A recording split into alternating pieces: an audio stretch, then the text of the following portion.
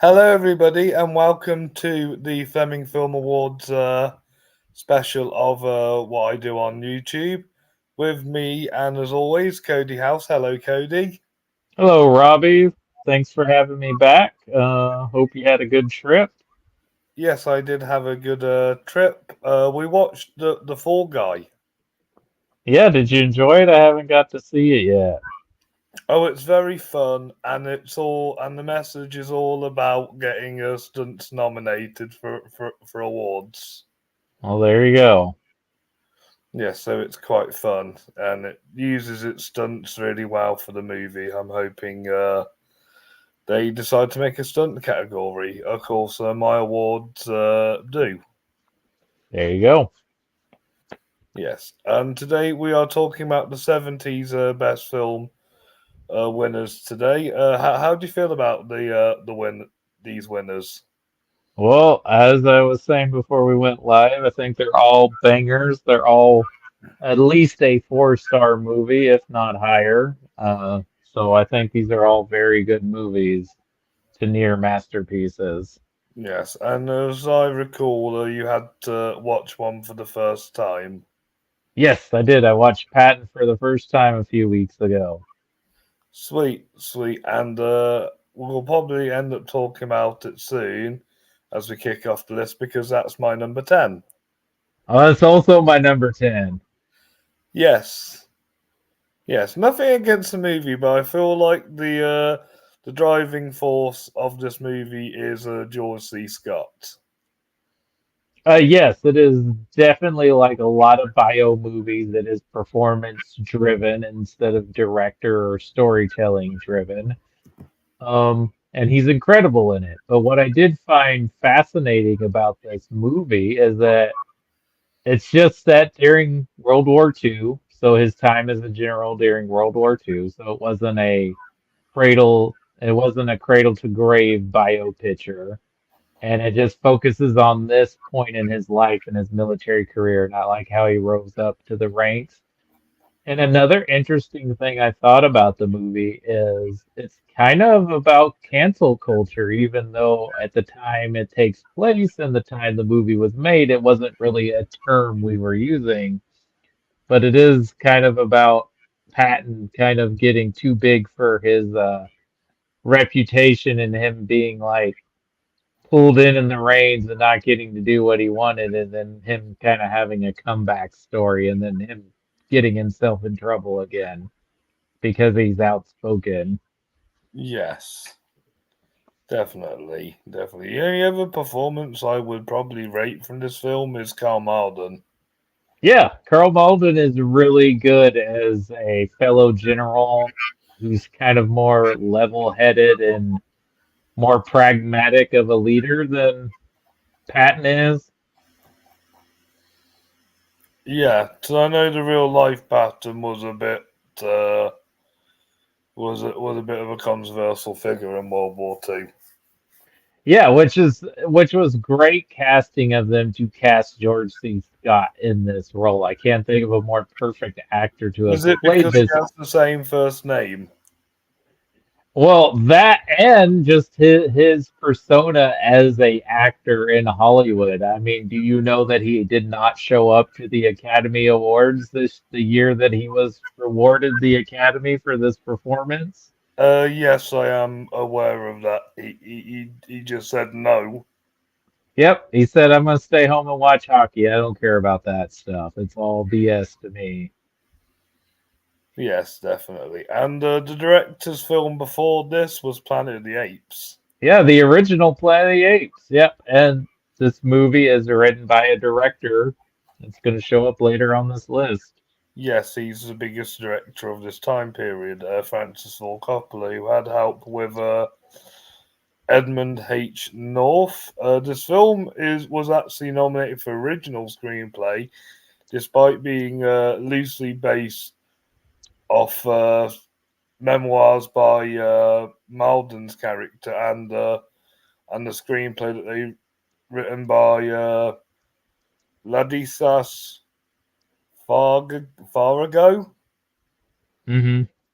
And at the Flemings, this one Best Film, Best Actor for George, Best Original Screenplay, Best Score, Best Editing, Best Visual Effects, and Best Sound.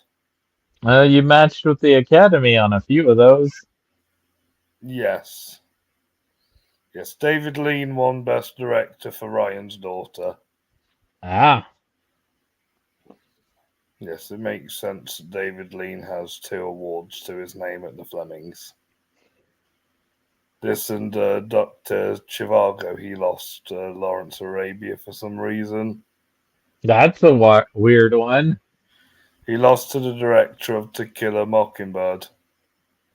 But didn't Lawrence of Arabia win Best Picture? Yeah, won my best film. Interesting. I would have probably gotten the other. I would have probably reversed them myself. Fair enough. Fair enough. But yes, you're right about Patton. It is kind of your standard performance-driven biopic. It probably was kind of the starter point for those kind of movies. We probably wouldn't have There Will Be Blood without this movie. No, that's a good comparison, and I'm not sure how bio movies really were before this. I mean, they existed before this movie, but this definitely was probably one of the big ones where it's like, oh, if you play someone who used to be, who was a living person or a famous person, you're probably going to get an Oscar for that performance. Definitely, definitely, and of course we can't forget about the famous opening monologue that's been Yeah, parodied several times. yeah, it's very iconic. It's one of the most iconic scenes in the movie. I think one of the other iconic scenes is, of course, where he slaps the crying soldier, which is the incident that gets him in trouble. Yeah, yes, and Jerry Goldsmith's score is awesome. Yep, Jerry Goldsmith always brings it for a good score. Oh, he so does. I love him.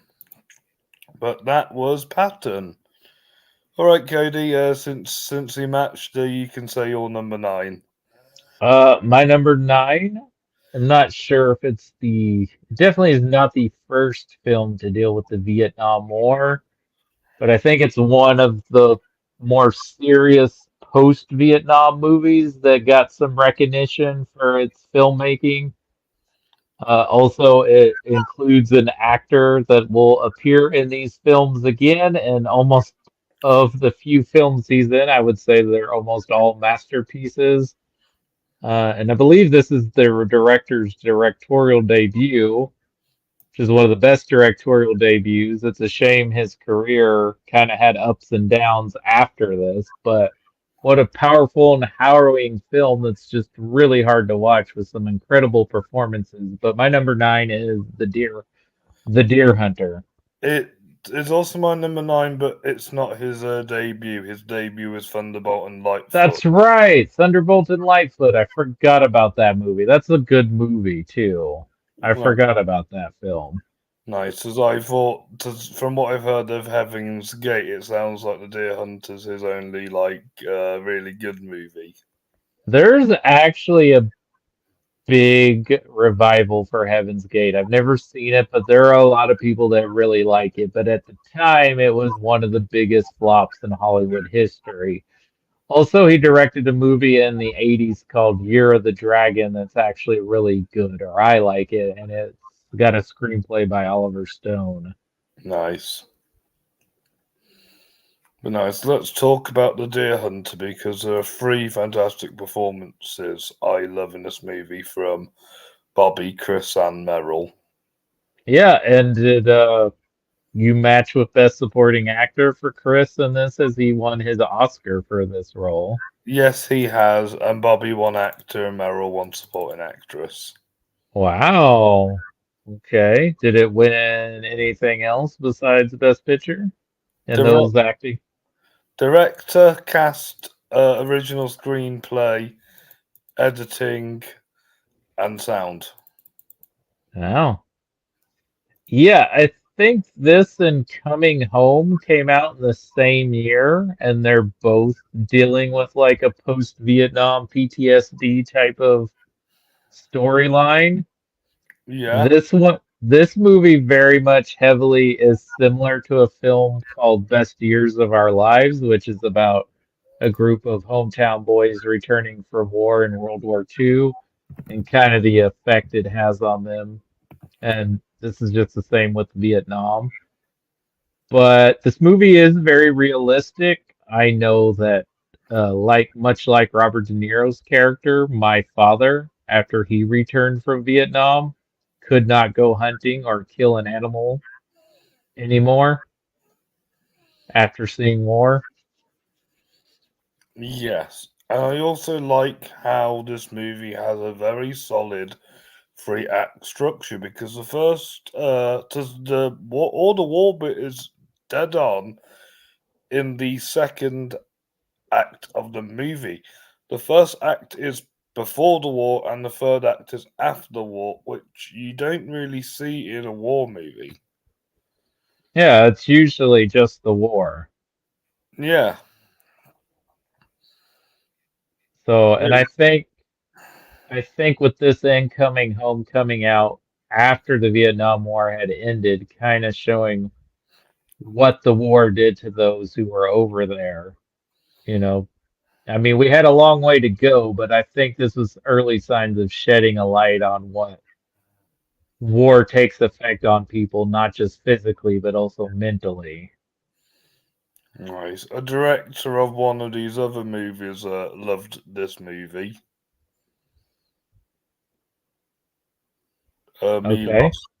Milos. Oh, Milos Forman loved this movie. Yes, and so does Mickey Rourke.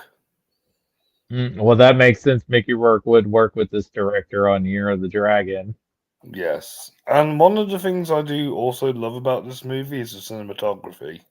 Yeah, it's a gorgeous looking movie. Yes, well done, Vilmos. And I believe this was John, is it Caviezel? Is that not John Caviezel? How do you say his name? Hazel. Caviezel. This was his last film. Yes, it was, and he was dating Meryl at the time. Hmm.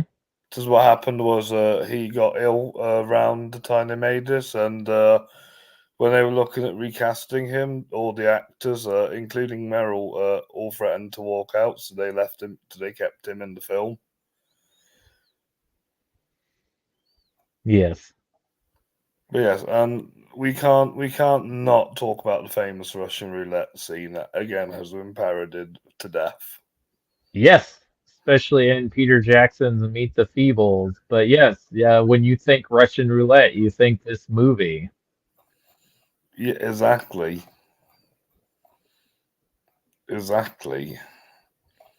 And yeah, this reason this is 9 is not because of a attack or anything. Like it did take me a couple of times to get into this movie, and also it is quite sad. Yeah, it's a very, like I said, it's a very harrowing, sad movie. It's long, and that's not a knock on it that it's long. It's just a difficult watch, but it's an incredible made film with a very important message. It's just not one of those movies I'm like, oh, let me pop in the Deer Hunter, you know? Exactly, exactly. It's more one you want to like show a friend rather than just watch it on repeat. Exactly. It's not one of those movies you can watch over and over again. No, no, no. The other movies in this list have rewatchability, and Well, that's there's sorry, you go first. I was gonna say there's one more film on this list for me that's not a huge rewatchability, but we'll get to it soon. Okay. Is there anything else you wanted to say about the Deer Hunter before we move on? I don't think so. It's another film that matches with the Academy Awards for you, though. Yes. A lot of them do, and a lot of them are like classics, and a lot of them are like, how did this not win Best Picture? Right. So number eight is probably the most. My number eight is probably the most controversial film on this list, even though it's the only one directed by my favorite filmmaker on this list. This is based on a novel. I've never read the novel, but I've heard it's also controversial. It's A Clockwork Orange. That's also my number eight film as well. Sweet. I'm glad that we are matching on this one. So far, Yes. we'll see So I where it know goes. you like Stanley Kubrick as much as I do. How do you see this as one of? Do you see this as one of his better films? I mean, with Stanley Kubrick, it's hard to say. I think I've seen all of his films but Spartacus, and of those films, I really think there's only one bad movie, and then there's one that while it's well made, it's not particularly a movie I like. And then there's probably one or two more, and after that, it's like eight or nine straight up masterpieces for me. Like they're pretty much I all would have to great. say is one of them Fear and Desire, and the other one Lolita. Yeah, those would be my bottom two Stanley Kubrick films. Yeah, they're my bottom two as well. Like, I think even though The Killer's Kiss is not a great movie, it's a pretty fun film noir B picture. Like, that's like him making a B movie before elevating up his game. Yeah, The Killing Onwards is where he makes that sort Yeah, The of. Killing rules. I love The Killing. But The Clockwork Orange, yes. Of Yes. course, it's an incredibly well movie about a dystopian future. It's based on the novel. I also have not read the novel, but it's saying a lot about our criminal justice program and, reforming people and does it actually work? And like, where's the thin line between people's freedoms and personal choices and then invading their democracy and freedoms? And it's got a lot to say about a lot of things. And it's just another movie that's incredibly difficult to watch. And that doesn't mean it's a bad movie, but it's just not something I want to watch over and over because it's very disturbing. And there are a few scenes in this movie that make me want to, like, go huddle in a corner and take a shower because I feel icky after watching it. But Yes, especially the singing in the rain bit. absolutely. But I mean, Malcolm McDowell is incredible in this movie. He Um, is. the the cinematography is beautiful. The score is amazing, which is done by the first, I could be wrong, but I believe this was the first trans composer. Wendy Carlos. Yes, which they also performed the score for The Shining. It sounds there's some similar themes in here, but yeah, I love this movie. But yeah, it's hard to watch, and it's not in my top You five can see Kubrick, why it but got banned in the UK. absolutely, I can see why it got banned. And I think even Stanley Kubrick was like, yeah, let's pull it from theaters. He made the movie. He chose Yeah, but it. he understood though, I guess, like where the backlash or why people were having issue with the film. It got him a Best Director nomination, so he's It probably sure proud of did, but it did not get banned in the US. only the UK. Might have been in some other countries too, but did not get banned in the United States. So it wasn't as hard to watch this movie in the US. But yeah, but yeah, like I said, there's also moments where it's been parodied to death. Oh, absolutely. Did you know this movie features Darth Vader in it? Yes, yes, I do. Yeah. But yeah, and it's also an incredibly influential film on other movies that followed that deal with similar subject matter. Yeah, I can see that. I can see it being quite influential in a lot of movies. But yes, it won at the Flemings. It won Best Film, Best Director, Best Adapted Screenplay, Best Cinematography, Best Editing, Best Sound, and Best British Film. Hmm. Yes, good wins. Good wins. Yeah, the only one I know out of the cast besides the Darth Vader actor is Malcolm McDowell. Yeah, I don't think I know any of the other actors by name in Patrick this film. McGee, Michael Bates, Warren Clark, John Clive, Yeah, I would probably recognize their faces more than their names. David Prowse. That's Darth Vader. Yes. Oh, you might know a name. Stephen Burkoff. He was the baddie in Beverly Hills Cop. Oh, okay. He plays a police officer. Gotcha. Nice. Is there anything else you want to say about A Clockwork Orange? If you're a Kubrick fan, you should check this film out. If you're not and you're just interested in seeing it because you see it on so many films list, just fair warning, it is extremely violent and deals with difficult subject matter. So just know Yes. that going into the film, it's not a rip roaring fun time at the movies. Yeah. Well, So I got no criticisms with it. It's a good movie. no, it's not a bad movie. It's just, it's just a difficult watch. Yes, definitely. And and also you also kind of like other films that deal with similar subject matter. It's one of those movies that someone tells you this is your favorite movie. I'm not saying everyone that says this is their favorite movie is cringe, but it does kind of make you cringe a little bit if someone says this is their favorite movie. A little bit. Yeah.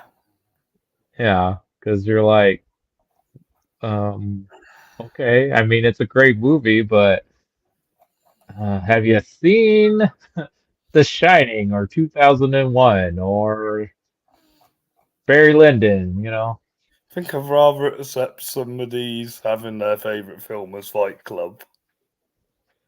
Yep, yep. It's in that same vibe. It's in that same realm. Yeah. It's in that definitely in that same realm. I'm just glad Christopher Nolan hasn't made a film like that yet. Yeah, he hasn't really made one on that level, even though there are a lot of similarities to Stanley Kubrick and him. Yeah, definitely. All right, Cody. What's your number seven? That was A Clockwork Orange. Yep. This is where we might start to differ on the list a little. My number seven is one of the first blockbusters in cinema history. I don't think it quite got the term because it came out before Jaws, but it definitely was a huge phenomenon based on a book. They don't really make a lot of movies like this anymore as far as like big budgeted horror films, but it's one of the best horror films ever made and one of the few to get a Oscar nomination for Best Picture, but it's William Friedkin's The Exorcist. Yes, that's just a tiny step higher for me. Okay. But my number seven is a movie I'm actually surprised won because it's not really a movie that's talked about. But I think this movie should get talked about because when you watch this movie in 2024, the film still makes sense. This film probably has the best acting ever in a movie, has the best screenplay ever in a movie, and has some of the funniest dark humor in the world and its network. Yeah, it's going to be a tad bit higher for me. Are you saying you're surprised it didn't win Best Picture because it does still get talked about? No, I meant like with this, I'm surprised it won instead of Taxi Driver. Oh, you're surprised it won. Okay. Yeah, All Yeah, right. I can understand why the Academy went with Rocky. Well, especially if you look at 1976. So that's post-Vietnam, that's post-Watergate. So a movie like Rocky feel makes sense of why it won Best Picture. And nothing against Rocky. Rocky's an incredible movie, and it's very much a 70s drama. It's just a very uplifting movie compared to the other big movies that were nominated that year. Definitely, definitely. Yes. So, what's your number six? My number six is the true blockbuster on this list. It's one of the most entertaining, rewatchable movies. It launched a franchise that's still going to this day, made George Lucas a multi-billionaire, created so much, and is a lot of fun. And that's the original Star Wars. Yes, that's just a bit higher for me. So we'll talk about my number six, which is your number seven, and that's The Exorcist, a movie that we've spoken about before on my YouTube channel. Yes. Yes, so take it away, Cody, because I know you have a lot of connectivity with this movie. I mean, I love this movie. It's one of my top horror films of all time. I was raised Catholic. I've read the novel that this is based off of. It's one of the few truly terrifying horror films to me. I love William Friedkin's direction with this movie. I love the atmosphere, the cinematography. I think the acting is incredible. Ellen Burstyn, Max von Sydow, who apparently was only like in his early 50s or late 40s when they made this, but they make him look like he's the most ancient looking man that we always just thought he was an old man his whole life, unless you knew the Swedish films he did with Bergman before this. It's just a incredibly made film, and I wish we got more big budget A quality horror movies, studio horror movies like this. Definitely, definitely. Well, I do like this movie. It is, I will admit, there is a bit of a slow burn in the middle. But everything that builds up to that ending, that the ending just tops the movie and just makes it great. Yeah, it's incredible. How do you feel about Mike Flanagan taking over the franchise from David Gordon Green? I need to see the new movie, but I think Mike Flanagan will do a good job. Yeah, I have yet to see the David Gordon Green film as well. I have not heard good things about it, but if anybody can make a interesting film, especially if it seems like not a good idea or a good movie, Flanagan is one of those guys. He's a lot like Lord and Miller. He can make a terrible idea seem like a really great one. Nice, nice. And again, I think this film has the best acting because you have Ellen Burstyn, Max von Sydow, Linda Blair, who all won the acting awards. It won Best Cast. Lee J. Hobb, that's the guy I was thinking of. And Mercedes McCambridge, which voices the devil in this movie for Reagan's character. Nice. Yeah, what an incredible child performance. And uh maybe Linda Blair's never lived it down playing this, but I mean, my God, what a performance from a young actor. I know. There's adult actors that could not deliver on the same level. Exactly, exactly. And I think William Freakid did a great job, and I'm impressed that William Blatty managed to adapt his book into a really good screenplay. Yes, yes, he did. He did a great job. Not the only time that's happened, but it's a few times where, Gillian Flynn yeah. did the same with Gone Girl. hmm And then Michael Crichton wrote part of is credited on Jurassic Park, but also David Kep. But Nice. You ready to hear the Exorcist wins at the Flemings? Yes, let's hear them. Best film, best director, best actress, best supporting actor, best supporting actress, best cast, best adapted screenplay, best cinematography, best editing, production design, visual effects, sound, and that's it. So, who was lead actress and who was supporting? Ellen was lead, Linda was supporting, Okay, and Max was supporting actor. of course. Yes. Not the other priest, because that's the more heavy performance in the film. And I get that, but with Max, it's more iconic. I think that's why Oh I. yeah, that's one of the most iconic shots in the movie is him arriving and then the whole confrontation scene where they're actually performing the Exorcist together. Yeah. And don't forget Tubular Bells, Yep. one of the most iconic pieces of film music. Very haunting. You can't forget that. But yes, now we can move on. What's your number five then, Cody? Well, my number five, I guess we can discuss it because you've already mentioned it. It's an incredibly well-made movie, some wicked sharp satire. How did this movie proceed that it was going to know where the future and not only media and television would go, but just the way the world operates, especially in our politics and news cycle with Fox News and social media and misinformation being spread all over. But yeah, it's Sidney Lumet's network. I think it's an incredibly made movie that has remained timely, even frighteningly so that it has remained timely to the times of what it's talking about. Yes, definitely.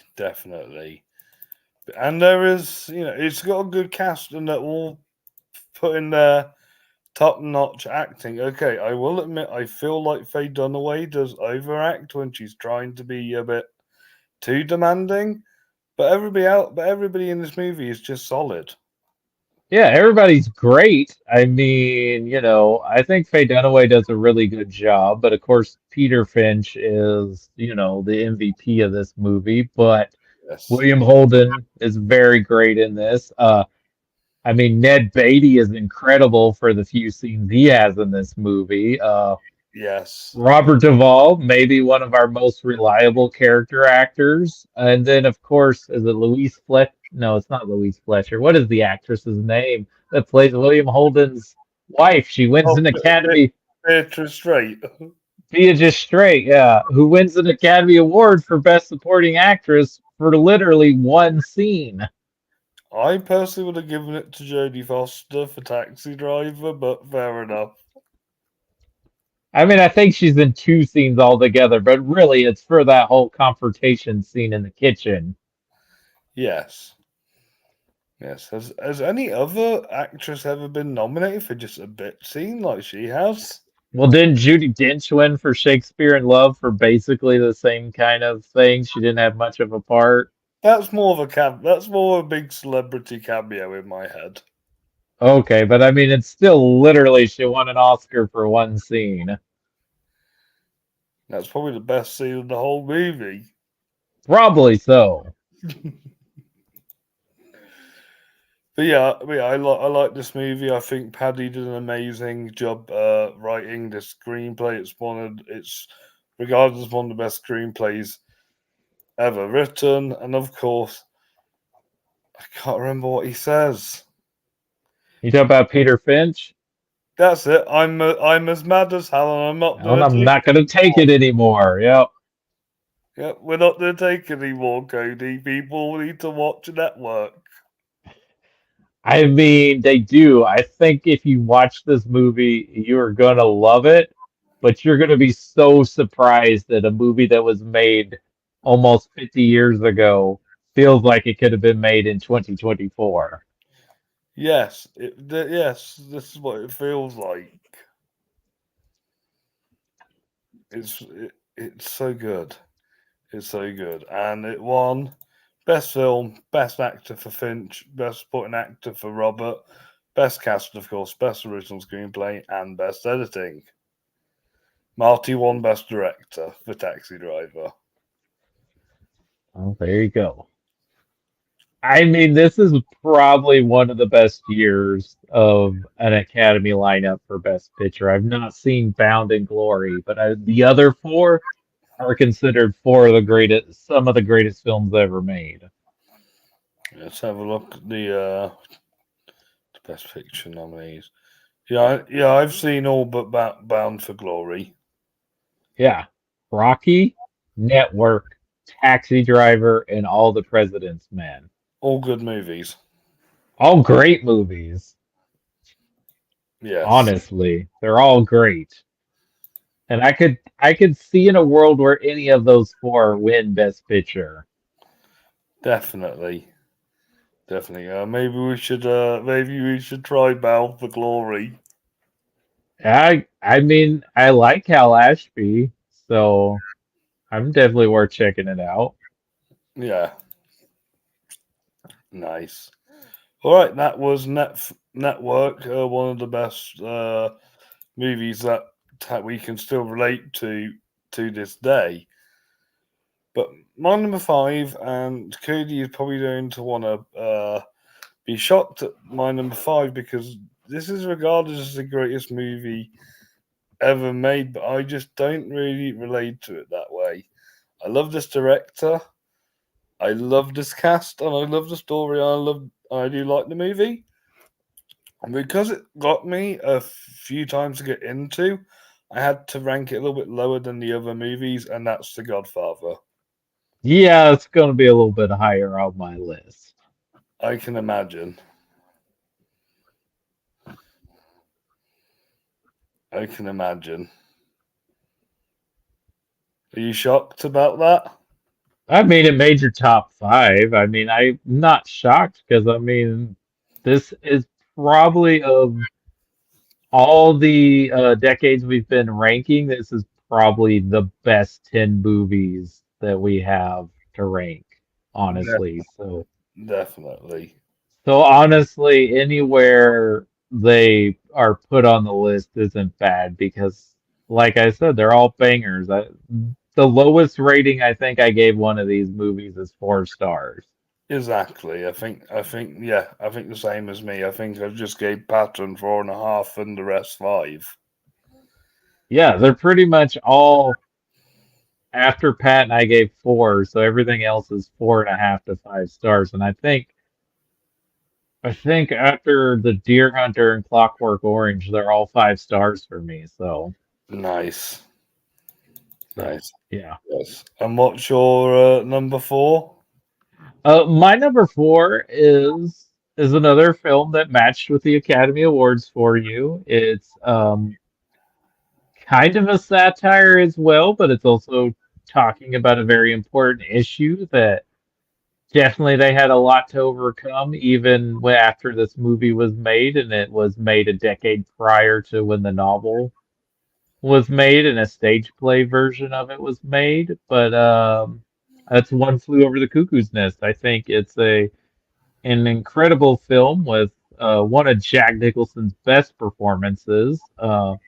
Has one of the best, if you want to call her a villain, in film history, and it's dealing with mental health, which is a very serious issue that I think this movie brought a lot to light in. And it also features early performances by Christopher Lloyd and Danny DeVito as two of the patients in this mental hospital. Yes, yes. I'll get on to One Flew Over the Cuckoo's Nest in a bit. So it's just a tiny bit higher, but let's talk about one of the biggest movies ever made, Star Wars. So that's my number 4. Yeah. So this is the thing I don't understand. This is the biggest movie in the world. This has made so many money, so much. There's been thousands of movies and TV shows and video games based on it. How does it lose Best Picture to a rom com?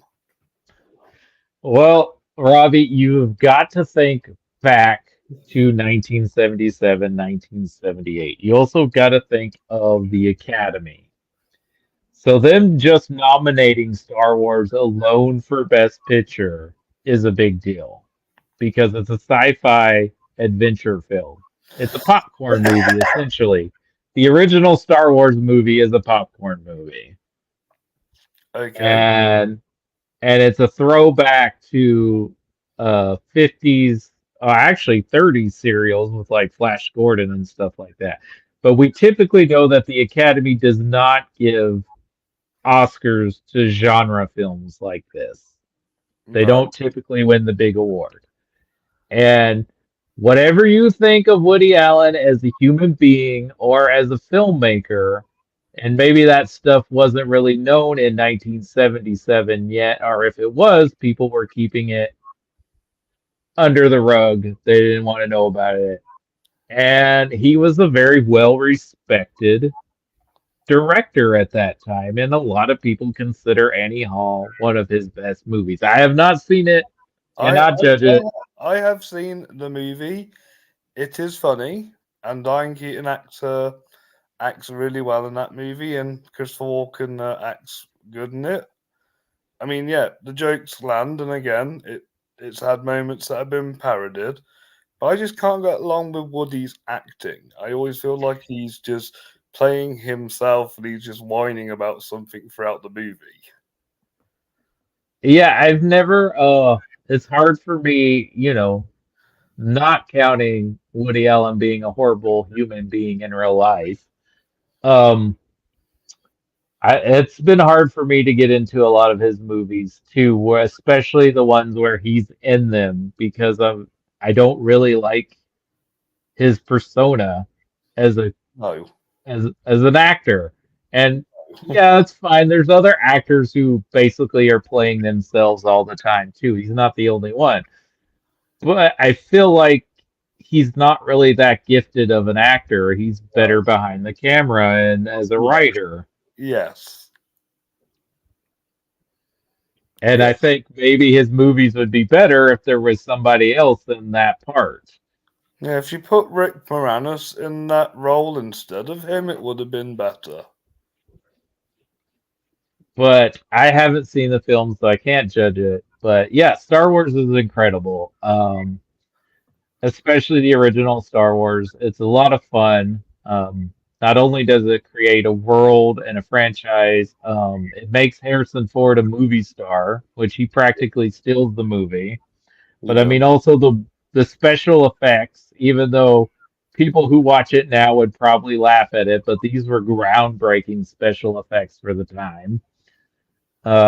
You got one of the greatest movie villains in movie history with Darth Vader, voiced by the incredible James Earl Jones. Yeah, Somehow they got the great Alec Guinness to be in this movie, even though he talked shit about these movies for the rest of his life. and also felt like his performance kind of hammers a little bit. I feel like he's great in it. Yeah, but when you have the greatest horror actor of all time, Peter Cushing, in the movie, Yeah. I also would love to be in a universe where we got to see Toshiro Mifune play this role. yes, that would have been awesome. Though Darth Vader probably would have died. Yes, he probably would have died. There would be no sequels because There'd be Obi-Wan no Kenobi. sequels. There'd be no. But yeah, I think it is a very good movie. Still, it has. I don't know what it is, but I can always like know what scene's coming after next. Uh, I got a question for you. Have you actually seen the original theatrical versions of the original trilogy? Yes, I have. Okay. I didn't know because you're kind of in that timeline where the special editions had probably already come out by the time you know what Star Wars I is. prefer the special editions anyway, apart from the scene where Han shoots Greedo. Oh my goodness. Well, we won't get into that argument, but Yes, I'll save that for another episode. Yes, that's another episode. But yeah, the original Star Wars is an incredible movie. Changed cinema, for better or for worse in a lot of ways. Kind of did both. But it's a lot of fun. I love it. And it's iconic. Great score. John Williams, of course. Yes. And it's been parodied so much because the movie is so iconic. Family Guy made 3 whole episodes of each. Yeah, they did each entry in the original trilogy. And they're all hilarious. Yes, but the awards Star Wars won were Best Film, Best Supporting Actor for Ford, Best Nice. Score, Best Production Design, Costuming, Visual Effects, and that's it. Steven Spielberg won Best Director, and Annie Hall only won Best Actress for Diane Keaton. Well, as much as I love Star Wars, I don't think this is a hot take at all. Steven Spielberg is definitely the better director, so that makes sense that he won Best Director over George Lucas. Yes. Yes, definitely. And Richard Dreyfuss won Best Actor for Close Encounters as well. Cool, cool. So no, he won for a different film in the Academy. Yes, he won for the Goodbye Girl, which I've never seen. How come? How come? Yeah, okay. I kind of see what you're saying now, Cody. Nowadays he probably would have been nominated and would have won for Close Encounters. Yeah, there's definitely a bigger chance he would have won, but the Academy also did not nominate Amy Adams for Arrival, and Emma Stone wins for La La Land, Emma Stone did win for Poor Things this year. which is a better performance than in La La Land, which I love La La Land, but really, And the Amy Adams. 2022 winner was one of the most bonkers Best Picture winners ever. Oh, the 2022, yeah, Everything Everywhere All at Once winning Best Picture, yeah, for sure. Yeah, But I feel like Amy Adams should have been nominated and won for Arrival, yeah, it's okay. which is a similar movie like Close Encounters. So I was just giving you an example of something similar that didn't win. Yes, Do you think Dune Part 2 will get nominated for Best Picture? I'm hoping so. Do you think it will win? Or do Uh, you think they're going to wait for Dune Messiah? I'm not. I'm not sure. I don't want to call it just yet. I mean, it is early, but are they going to pull Lord of the Rings with this? Are they at least going to nominate him this year for Best Director?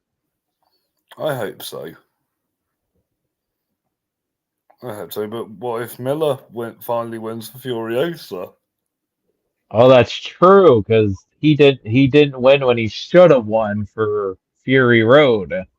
I love Inarritu. Yes, but Fury Road should have won Best Director over The Revenant.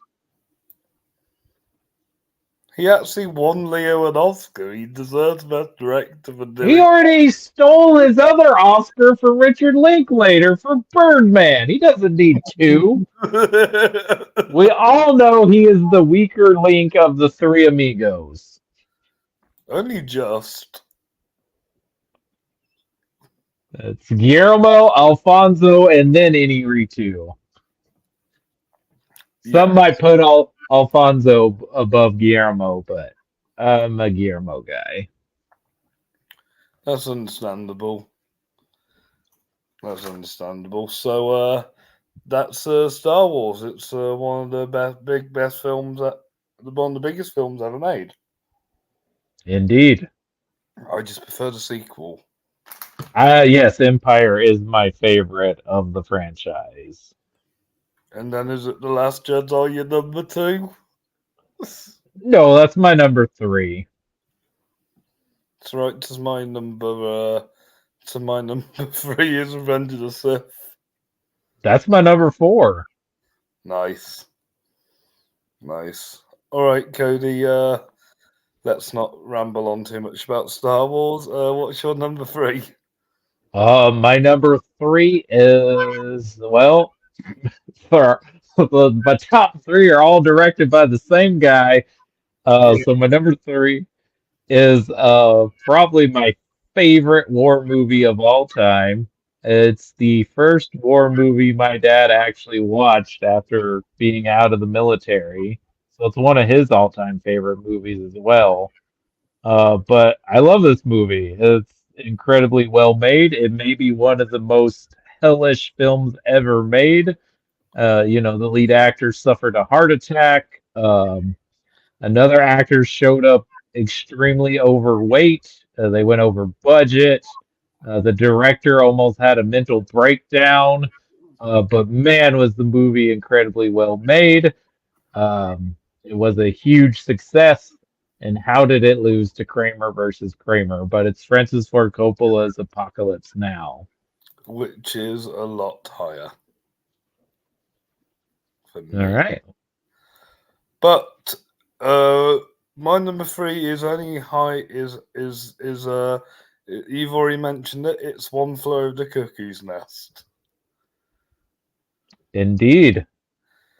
And yes, I know. Obviously, a couple of episodes back, we were talking about how Jack Nicholson is kind of more of a movie star in his later career, but in this movie, it feels like he's actually like giving a proper performance, and I think this is I why it's one of his best performances to date. I mean, he's still kind of, it's not the full-on Jack persona, but I mean, he's still giving that energy. But yeah, there's a little more to his performance as McReady here. But man, is it truly one of his best performances. Definitely, it's my second favorite performance of Jack Nicholson's. What is your favorite? Chinatown.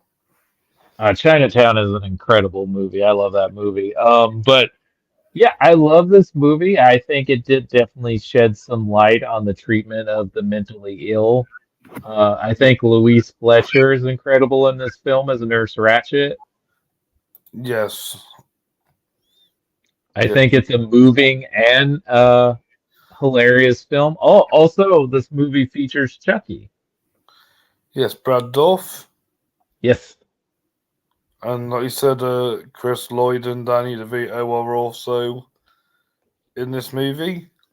yes, they are. And my favourite character is actually the Chief. Yeah, the Chief is great. Of course he is. And that's such a powerful moment at the end of the movie, too. Yes, it is a powerful ending again. And yeah, it is. Yeah, it is nice that they make a movie kind of about this, and it's quite an interesting plot because he's not actually insane. He's just pretending to be insane because he thinks life's going to be easier in a mental institution than real prison. And guess just the grass isn't always greener on the other side.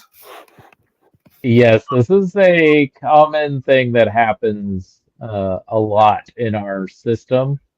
And there's a lot of times where we have people in our mental institutions that should be in prisons and people in our prison system that should be in mental hospitals instead of prison. Yes, yes, and I think this film kind of shows how tough it is actually being in one of these hospitals.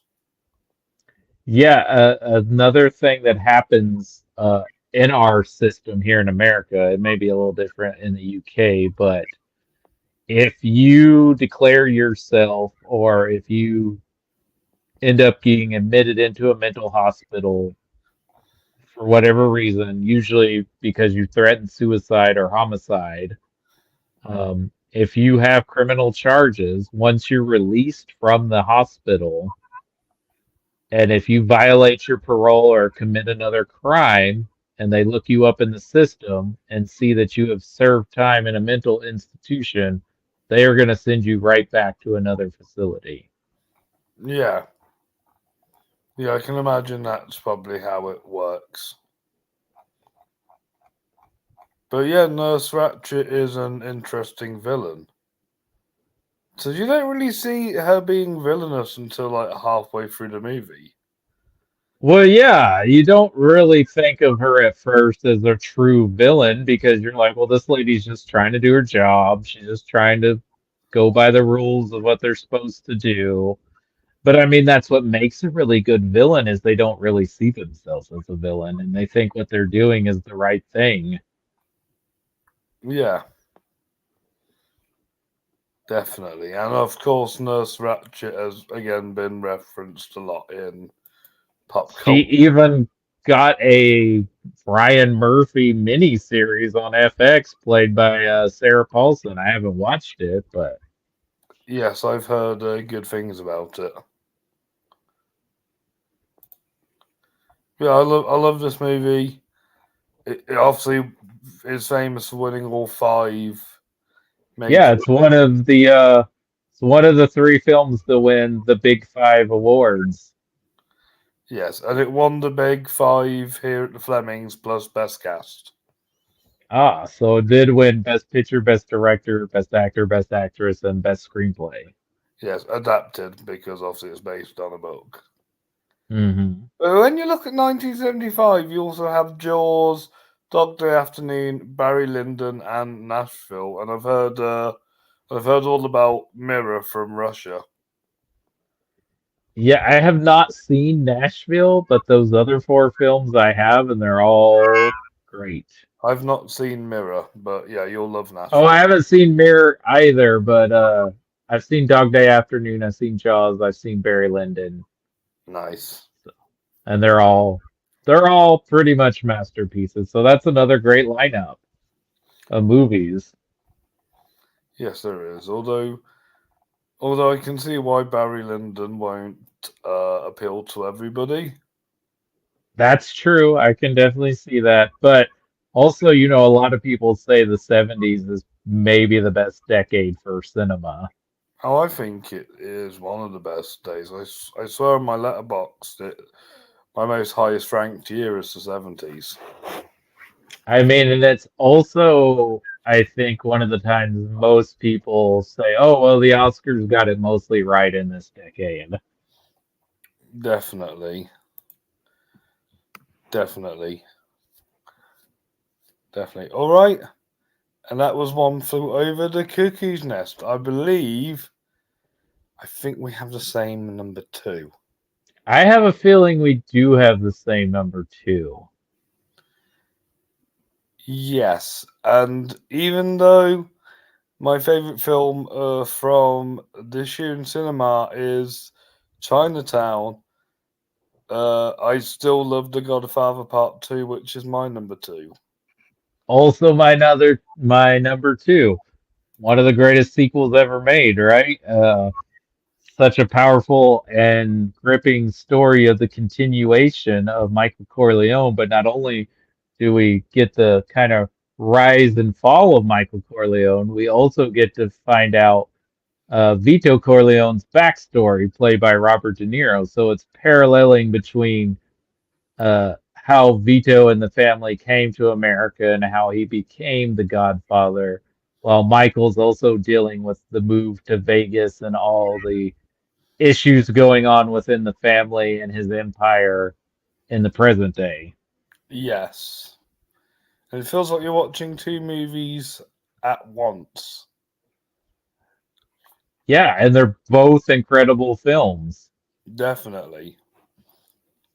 Definitely. I, And you got a lot more actors in this who are really good at their job because I swear that you could literally nominate like five of the male cast actors for best supporting actor. yeah, because you got Robert De Niro who won the Oscar for playing young Vito. You've got Robert Duvall. You've got John Cazale back as Fredo. I forget the Lee actor's Strasberg. name. Who? Lee Yeah, Strasberg. Lee Strasberg, who is incredible, who was actually Al Pacino's acting teacher. And Oh, then Michael Gazzo. yeah, And then there's the old.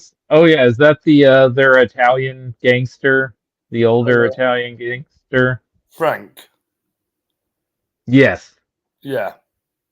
Yeah, he's incredible too. I mean, it's just an amazing movie, and some would argue this is the greatest sequel of all time. It's still not the Dark Knight, but I think,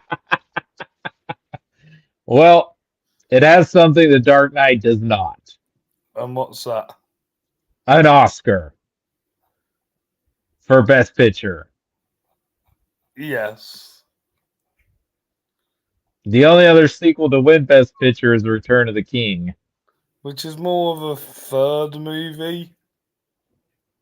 But still a sequel, right? Would you call that a threequel? Yeah, prequel. Okay. So then if we're sticking to only the second film being called a sequel, then it is to this day the only sequel to have won Best Picture. Yes. Definitely, definitely. And yeah, I just wish that and as far as I'm aware, Coppola isn't horrible as Roman Polanski is. No, I've not heard anything bad about Francis Ford Coppola as far as in those regards. I think he did have an affair once while he was filming a movie, but him and his wife who just recently passed a few months ago reconciled. But that is not good, but it's not on the level of Roman Polanski cringe. No, definitely not. Definitely not. And Godfather Part 2 has won 9 Flemings. Best Film, Best Director, Best Actor for De Niro, Best Cast, Best Adapted Screenplay, Best Cinematography, Best Score, Production Design, and Costumes. Oh, wow. Kind of steam piled. Yeah, I nominated both Robert and Al for lead. They are co-leads, yet they don't share any screen time together. I know, right? And I was happy because Chinatown won original screenplay. Oh, that's an incredible screenplay. And it's So, by Robert Towns. Polanski didn't even touch it. yeah, Robert Town wrote the screenplay. Yes, I know Polanski can write, but I'm glad that it's Robert Towns' idea. But yes, but since we've spoken about The Godfather Part 2, we might as well talk about your number one first, Cody.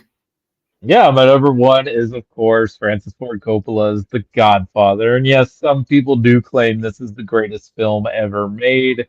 It's usually in the top three. It's in the top three of the AFI, uh, usually behind Casablanca and Citizen Kane. But it definitely is one of the greatest American films ever made. It's definitely kind of one of the big films that's considered. And there was a lot of films made in the late 60s that kind of ushered in the new Hollywood, but this kind of brings in the new era of film directors that went to film school with Francis Ford Coppola directing this and it being such a huge influential success and winning awards because then would follow Diploma and Scorsese and Spielberg and Lucas Were they all after this. buddies? What's that? Yeah, they were all sort of buddies. Yeah, I mean, Coppola took Lucas under his wing. Lucas, because I think Coppola got his master's at USC, where Lucas went to school, and they were kind of working together. And Coppola produced THX 1138. So there's a lot here, but it's such an incredible movie. You can criticize it for kind of romanticizing organized crime, but man, is it such a well-made movie. God, made Al Pacino a movie star. Kind of gave Marlon Brando a second career. He wins the Oscar, of course, for his portrayal in Was this this film. Diane Keaton's breakthrough as well? You got James Caan, Robert Duvall, Diane Keaton, Tally Shire. Yes. Uh, Abe Vigoda is in this, a comedian. He plays a kind of pretty pivotal role. Alex Uh, Riley, yeah, there's so many people in this movie. I mean, the score is incredible. Sterling Um, Hayden. Sterling Hayden. yep, he's the corrupt cop. Yeah, Sterling Hayden is the corrupt cop. Yes. Maybe has one of the best finales in a movie. I mean, that whole crosscut of the christening of Michael's nephew and then basically executing everyone that stands in the family's way. One of the most incredibly shot sequences in a movie. It's so well edited. Um, this movie may have one of the best intermissions ever in a movie too. Like when we get to that second part of the movie, I mean, it's just incredible. It's just one of those movies. Yeah, you got to map out your day when you want to watch The Godfather, but my God, is it just a meal of a film?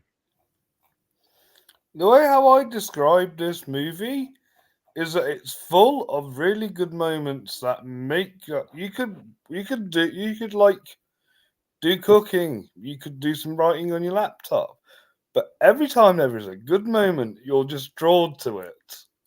Yeah, absolutely. Yeah, it is one of those movies you could be playing in the background, but then there's going to be a moment that just hooks you in, and you're going to completely forget what you were doing. Yes, and that's why The Godfather is so great. I can see why it's higher than yours, because you're more in a generation that still appreciates this movie, whereas I'm a generation that's exploring where cinema is evolving. Aren't we in the same generation technically? Oh yeah, we're just yeah, you're just a year. Yeah, yeah, 9 years is yeah, it's not 10 years yet. No, yeah, you're still considered a millennial. Yes, yeah, we're still millennials. Yes, yes, but I get it. You probably have watched this movie more than I have.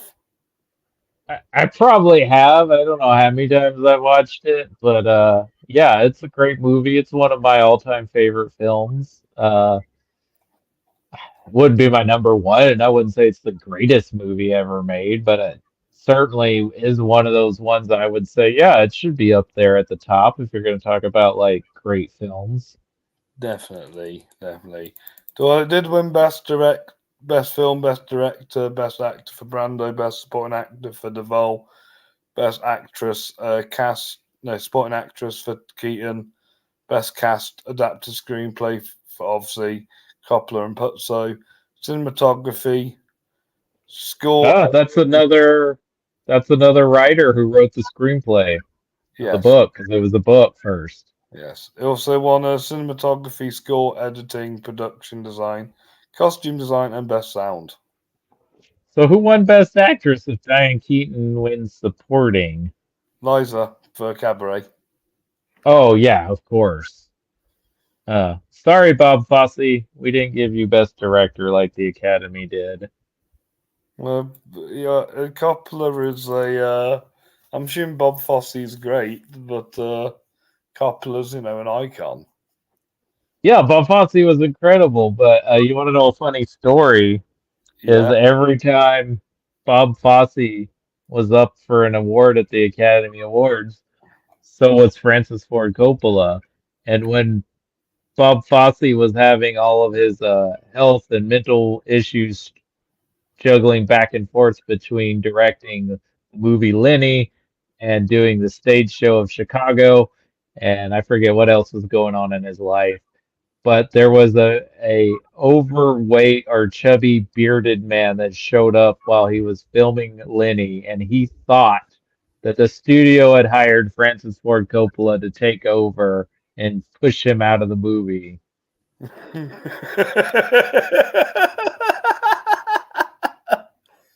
Because Cabaret and the Godfather, 72. Lenny and the Godfather Part 2 and Conversation, 74. All That Jazz and Apocalypse Now, 79. That is strange. That is strange. But yes, my number one is also directed by Francis Ford Coppola. Yeah. Tell me about Apocalypse Now. Yes, yes. I'm glad we spoke about The Godfather. Now we're going to talk about the greatest war movie ever. There is so many different cuts to this movie. But I love, this is the only cut I've seen, I love the Redux version from 2001. You've never seen the theatrical cut of the film? Nope, I've only seen the extended cut.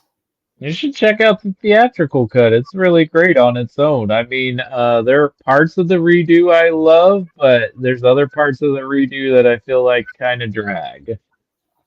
Okay. And I've also seen bits of the documentary.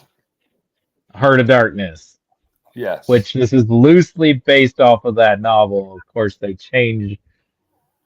take a lot of liberties because that novel did not take place during Vietnam. Yes, and I've heard the novel is one of the hardest reads.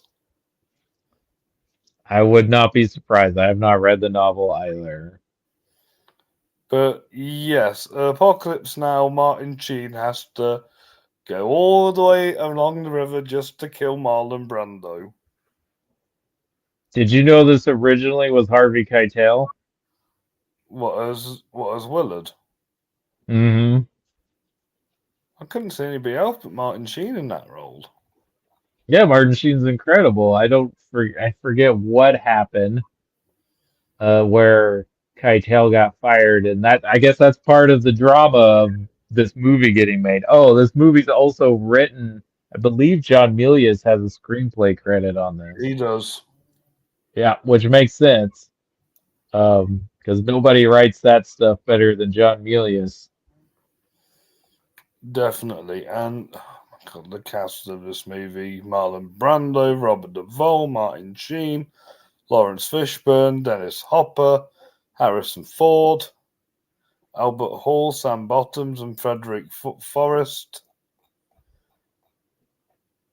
Yeah, I mean, I love this movie. It is my favorite war movie, and I think because even though war is very much prevalent in this movie, that's not really the storyline. It's just kind of the background of what's happening on Yeah, this kind of journey that Willard has to go on to track Marlon Brando's character.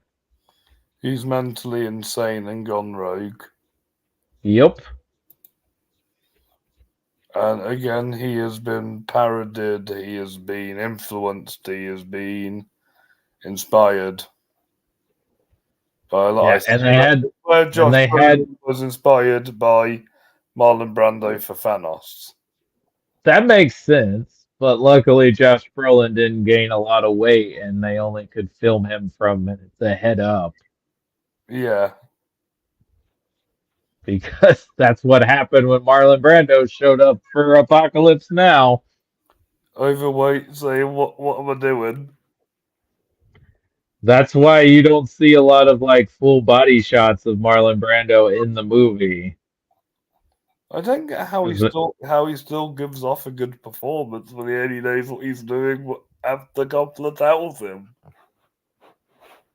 I don't know, but I guess Coppola did it, but yeah, it's such a great film.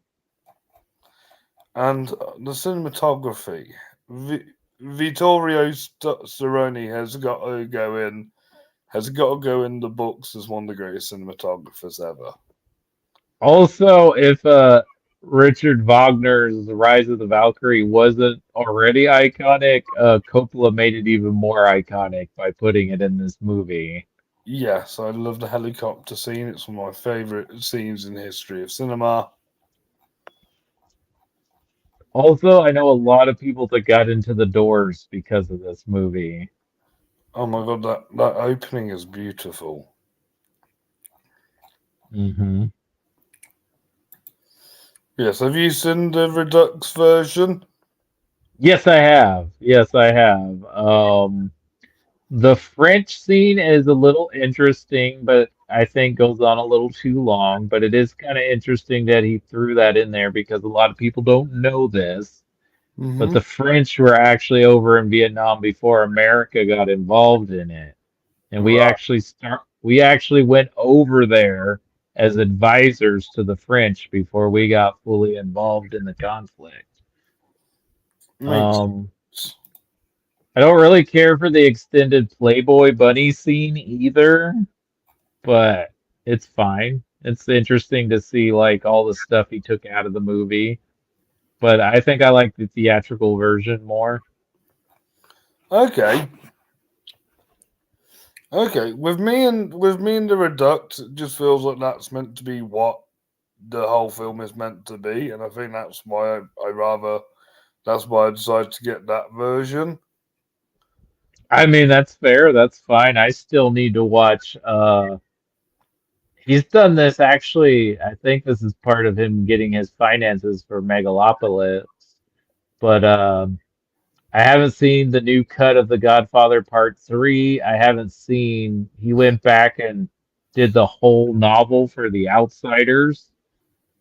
And I feel like there's another one of his movies he's done oh, it's One from the Heart, which is one of his biggest flops that he Wow. did a big restoration on that film as well. There might be another one, but I can't remember if any of his other films have He's not. gotten that He's not the. treatment. He's not going to restore Jack, is he? I doubt we'll get a restored version of Jack. He should have wrote the screenplay to that movie. I mean, I think that was a for hire job for him. Definitely. But back on the subject of his better movie, Apocalypse Now, it won best film. Obviously, he won best director again. Robert Duvall won supporting actor. Won best cast, adapted screenplay, cinematography, editing, production design, and sound. All worthy awards, and a lot of people would say that Duvall steals the movie for the few scenes he's in. I mean, it's kind of hard to say because there's so many great performances, but he's definitely one of the most iconic scenes in the film. Love the smell of napalm in the morning. Yep, he just wants to surf. Yes, definitely, definitely. And yeah, from what it says in the documentary, because his wife actually made a documentary and they took all three kids there. Yeah, all three of their children were there. Little Sophia would have been really young.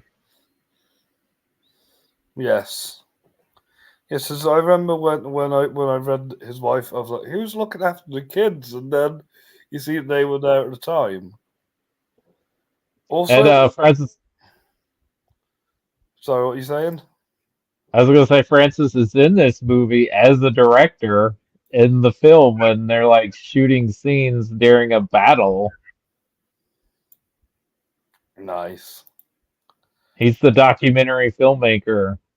Oh no way. Yeah, that's Francis Ford Coppola.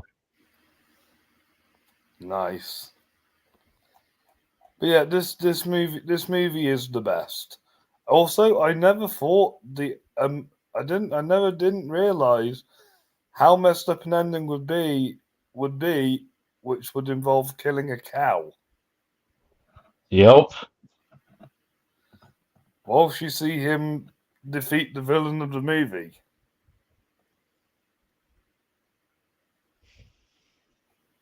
Hmm. In the same way, Willard becomes just as mad as he did. Which is a metaphor of what does war do that to people? Yep, and this movie, like every other war movie, probably has the same message. What's the point? Yep. But the epic scope and Coppola's directing and the cast just make this one of my favourite movies of war movies, and my favorite movie of the 70s. Yep, and it's another big swing gamble that paid off. Exactly, exactly. I think this decade was definitely Coppola's.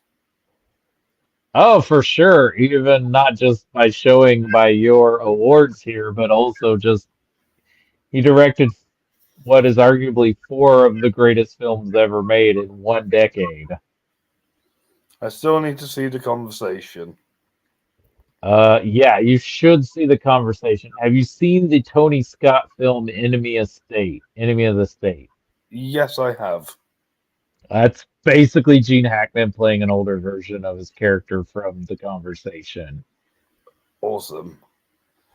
Awesome. So let's just quickly go back, run down our lists. We both had Patton at number 10. Hmm. What did we have We at both number had, 9? yes, Deer Hunter at number 9. We both had Clockwork Orange at number 8.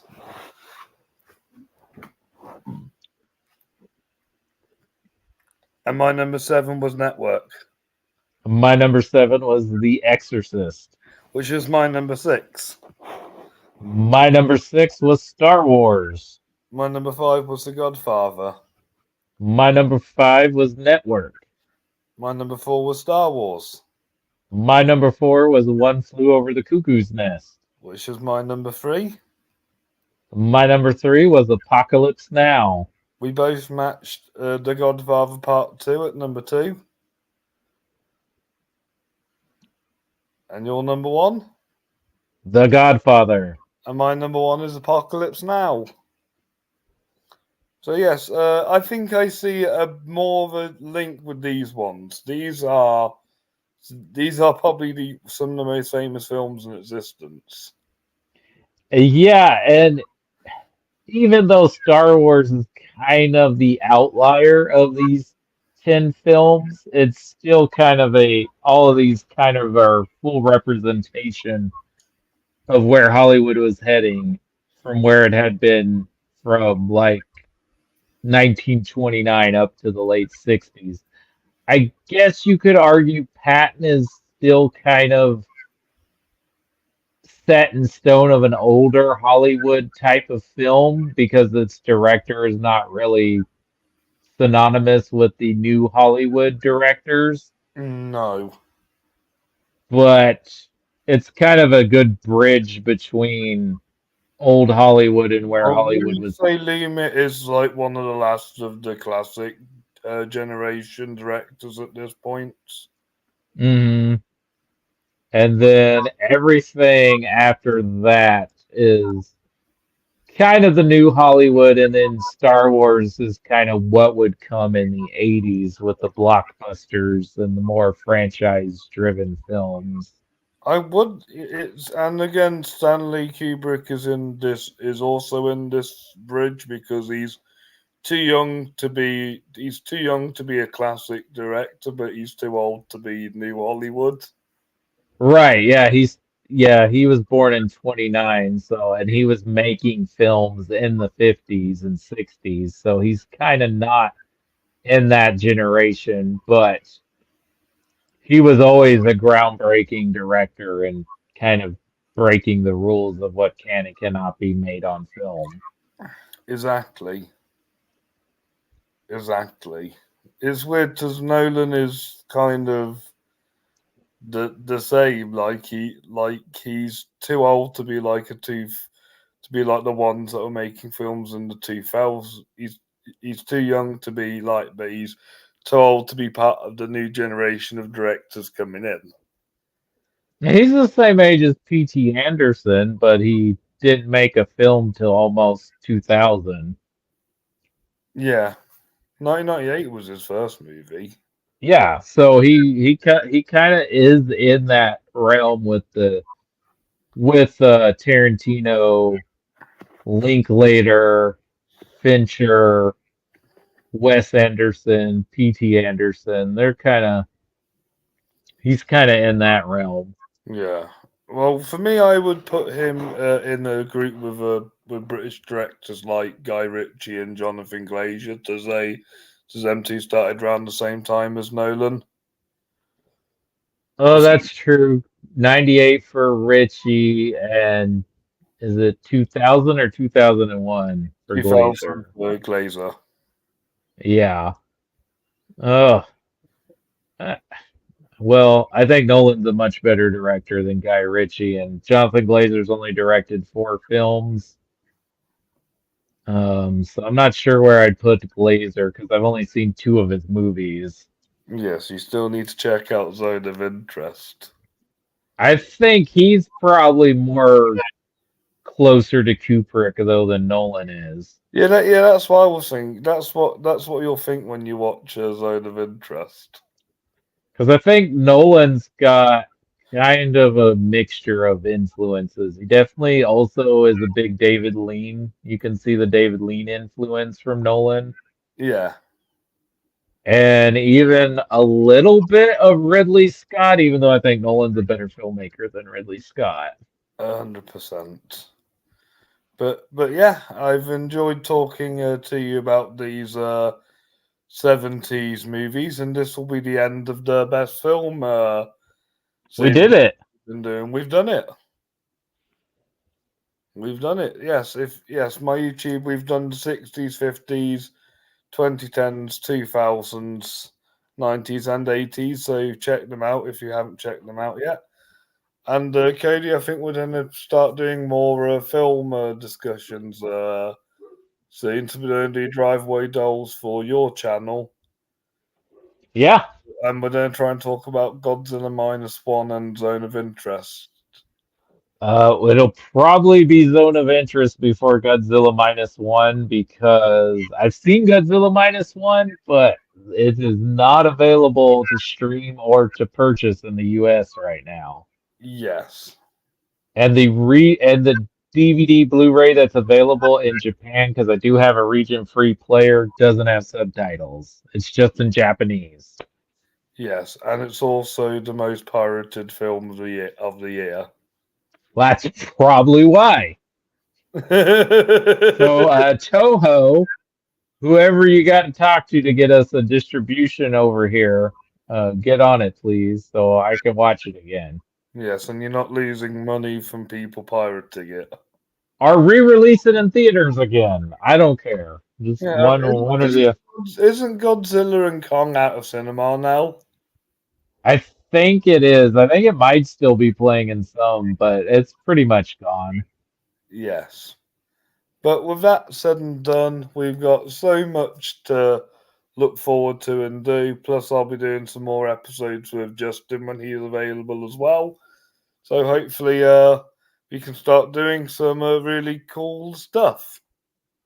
Yeah, I look forward to talking about lots of movies, and I look forward to watching them. Definitely. Right, I'll leave this show here. Let me know if you've seen all these movies and let me know in the comments. How would you rank them? And like and subscribe for more content from me and Cody. Yes. Yes, right. Thank you all for watching. Thank Cody. Thank you for coming on, and I'll see you all soon. Bye, everyone. Bye. Bye. Like and subscribe.